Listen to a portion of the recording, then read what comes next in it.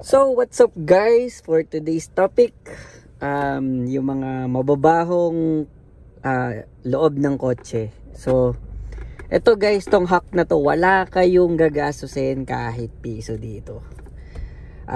Mas maganda pa to compare sa back to zero, yung may umuusok na ganun.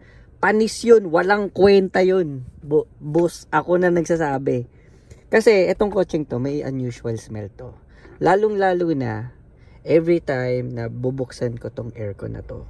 Basta, pag binuksan ko yung aircon na yan, ang asim ng amoy. Pero pag lumamig na, like for example, mga naka 30s or 1 minute na naka-on yung aircon, nawawala na yung amoy. Pero still, never na nawala yung asim na amoy sa unang bukas.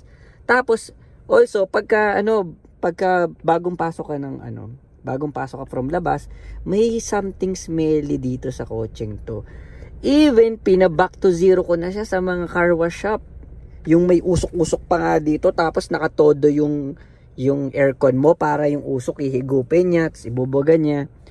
Walang nangyari. Maasim pa rin at yung amoy nandun pa rin. Siguro nawala yung amoy ng onte, pero after 1 week, andyan na yung parang yung dating amoy, yun pa rin. So, parang hindi siya nagawa. So, ito guys, isi-share ko sa inyo guys Wala kayong gagastusin. Susubukan nyo lang to. Susubukan nyo lang. Una, kailangan nyo maghanap kayo ng space. Yung space na walang lilim.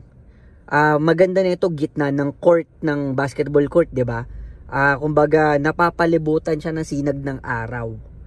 Ibilad nyo tong kotseng to, ibaba nyo tong window hanggang dulo, ito rin hanggang dulo, yung apat na window niyan, isagad nyo hanggang baba. Ibabad nyo yung kotse nyo ng 3 oras lang, wag araw, 3 oras. 3 oras sa initan na nakabukas yung mga bintana nyo guys. Guys, eto nung sinubukan ko to, kung anong amoy nito nung bagong-bago pa, bumalik sa ganung amoy. As in, bumalik. Actually, before I did that, kasi nga naiirita ako sa amoy na asim na to. Yung etong carpet na yan, yung carpet na yan, pati, kasi buo yan magkaduktong yung likod at saka yung harapan. Alam nyo ba guys, na pinaano ko pati, doon yung carpet cleaning sa car wash. Sinabon nila guys, sinabon. As in, nakita ko talaga sinabon nila, binilad nila sa araw. But, okay, naging mabango naman siya for quite some time. Siguro, naging mabango siya 15 days. Tapos gumastos ako ng pagkalaki-laki. Nagbayad ako 900 pesos yun, carpet lang yung lilinisin nila. Dahil mahirap naman talagang baklasin yung mga upuan natin, di ba? Pero still, hindi pa rin siya kagaya ng amoy na hinahanap ko. Yung tipong amoy kotse lang siya na, yung kotseng bago, ganun. Pero guys, subukan nyo lang guys wala namang mawawala, hindi kayo magagastosan. Ang gagawin nyo lang, bubuksan nyo lang yung 4 na bintana. 1, 2, 3, 4. Ito. So, yung 4 na nakabukas, tapos, ibilad nyo sa gitna ng arawan, yung tipong walang lilim. Guys, yun lang, walang lilim. Ibilad nyo lang siya ng 3 oras. Hindi ko rin alam, pero, promise guys. Promise. Ito sinishare ko lang sa inyo kasi, etong kotseng to, 1 month na wala pa rin yung amoy.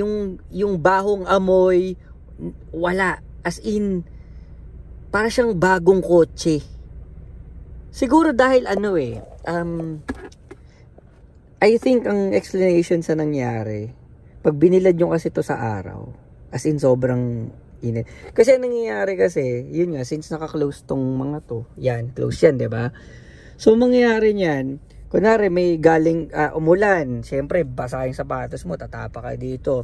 So mangyayari kasi niyan, matutuyo. Akala nyo natuyo talaga. Since sealed tong kotseng to, ang mangyayari niyan, mag-evaporate yan, mapupunta yan sa bubong, mapupunta yan dito, magkakaroon yan na parang, kumbaga alam mo yung, tuyo siya, pero pagka super, parang microscopic ba yun, medyo basa siya sa loob, baka parang ganun, parang may mist yata siya, parang ganun. So, I think yun yung explanation na pag binilad nyo sa araw, parang niluto nyo siya sa araw, talagang mag-evaporate since nakabukas nga yan. Hindi siya yung evaporation nung yung ng tubig, hindi lang umiikot sa loob. Kumbaga anong nangyayari, natutuyo to, inilalabas niya sa mga window na 4. So yun yung tingin kong nangyari, kaya siya nawala yung amoy. As in, 1 buwan na ngayon guys, 1 month na. Amoy bago pa rin tong kotse ko. Promise. Ito. Hindi naman, ito, nakakatulong siya sa amoy, pero hindi nasusolve yung amoy neto. Promise. Ito kasi, nabili ko na to, parang, 1 buwan na bago ko ginawa yung bilad sa araw. So, wala, ang natulong nito, may tulong siya na bango effect, pero hindi yung hinahanap mong brand new smell. Guys, wala namang mawawala. Ang mawawala, ang mangyayari lang yan magbabantay lang kayo ng 3 oras. Yun lang, medyo yun nga, medyo abang-abang lang kayo sa weather forecast na walang uulan. Tangay na pag umulan, ay sorry, bawal pala wag nyo ko report I mean, kumbaga ang pinaka nyo lang, risk nyo? O magiging maalikabok to, linisin nyo na lang. Pero yun nga guys, sobrang life hack siya sa akin Sa tagal-tagal ko nang nagkukotse na gusto kong maback to zero yung amoy ng kotse ko. Ito lang yung pinaka-effective na ginawa ko na walang bayad. As in, libre. Ibilad nyo lang sa araw nang nakabukas yung mga bintana nyo. Syempre, ingat lang din kayo na make sure lang na yun nga, bantayan nyo ng 3 oras or kasi nakakatakot baka tapunan ng sigarilyo or may pumasok na bata, may pumasok na pusa. Yun yung mga risk natin, pero yun nga, ako kasi ang ginawa ko sa opisina ko ginawa kaya kasi yung opisina namin walang bubong, so ang ginawa ko, pinarado ko doon, binuksan ko lahat ng bintana kasi tiwala naman akong walang aso dito, walang pusa dito, for sure walang magnanakaw kasi nasa loob ng opisina, diba? So ayun guys, kayo na bahala dumiskarte paano nyo gagawin, pero yun lang yung ginawa ko.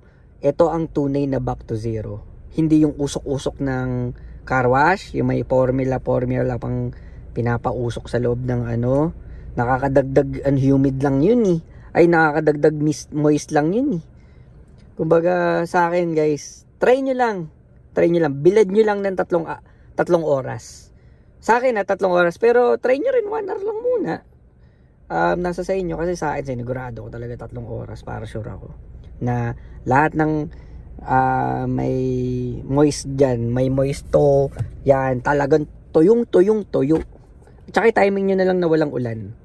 So ayun guys, life hack to, walang babayaran, wala kayong gagastusin, ibilad nyo sa araw, buksan nyo yung bintana. Let me know guys, chat nyo ako guys, kung anong magiging result, promise. Kahit ako nagulat So that's our video for today. Sensya na, ngayon na lang ulit kasi medyo na busy tayo. Thanks for watching and see you in my next video guys. Bye!